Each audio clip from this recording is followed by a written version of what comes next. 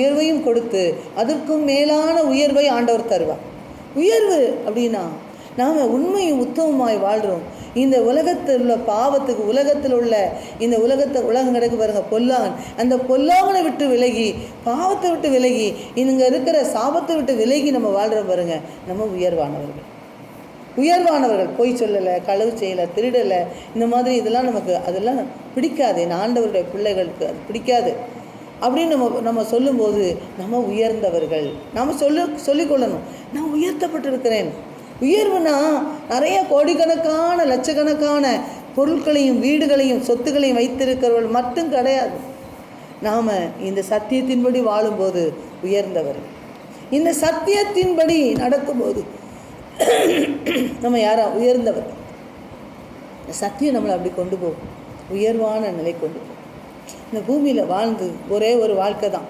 அந்த ஒரு வாழ்க்கையை முடிஞ்சு போகும்போது எல்லோரும் ஒரு நாள் போகும்போது அது பேசப்படும். ஐயோ, இது முன்னாடியே நம்ம செஞ்சுருக்கலாமே, இவ்வளோ இது இருந்திருக்கேன், நமக்கெல்லாம் தெரியாமல் போச்சுன்னு எத்தனை பேர் சொல்லுவாங்க. இதெல்லாம் நாமளும் பண்ணியிருக்கலாம். ஆனால் அவங்க இருக்கிற வரைக்கும் அது பேசப்படாது, போனதுக்கப்புறம் தான் பேசுவாங்க. எவ்வளோ பேர் போகிற அன்றைக்கி அந்த வார்த்தைகள் பேசப்படும். அதுதான் அந்த உயர்வு. அப்புறம் இருக்கும்போதும் என்ன நடக்கும்னா, கர்த்தருடைய பிள்ளைகளுக்கு அந்த உயர்வான இடமும் அந்த உயர்வான மதிப்பும் கனமும் உண்டாகும். நாம் இந்த சத்தியம், இது சத்தியம், நாமெல்லாம் சத்தியத்துக்குரியவர்கள்.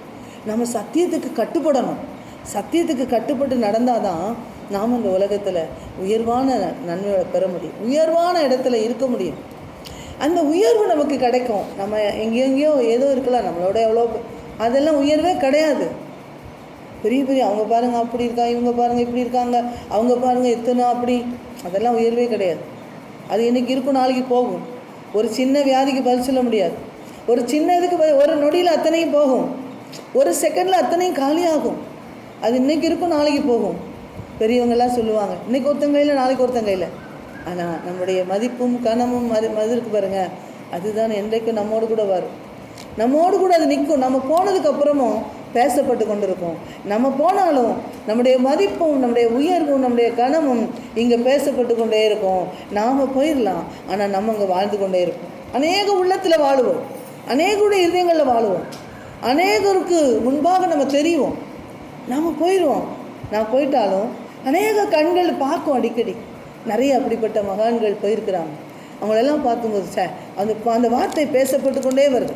வேதத்தில் இருந்தால் இந்த வேத பகுதியில் சொல்லப்பட்ட நிறைய தீர்க்கதரிசிகள், ஊழியக்காரர்கள், இவங்களெல்லாம் பற்றி நமக்கு எழுதி, இன்றைக்கி வரலாறு எழுதி நாமெல்லாம் படிக்கிறோம். வேத புஸ்தகத்தில் அவங்க பேரெலாம் இடம்பெற்றிருக்கு. அப்படின்னா அவங்க அந்த உயர்வை பெற்றுக்கொண்டார்கள், அந்த கனத்தை பெற்றுக்கொண்டார்கள்.